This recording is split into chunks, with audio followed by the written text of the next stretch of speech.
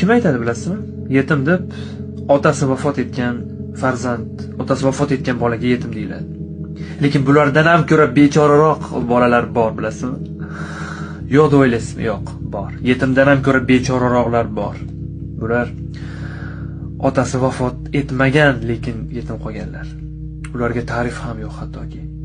Yetim ham deb bo'lmaydi, chunki ularning otalari tirik, lekin tashlab ketgan.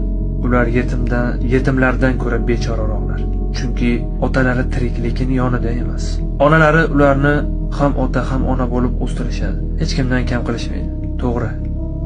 90% ona otani o'rnini bosishi mumkin. Lekin farzandni ko'nglidagi, farzandni qalbidagi o'sha 10% ota degan joyi baribir ham bo'sh qolaveradi.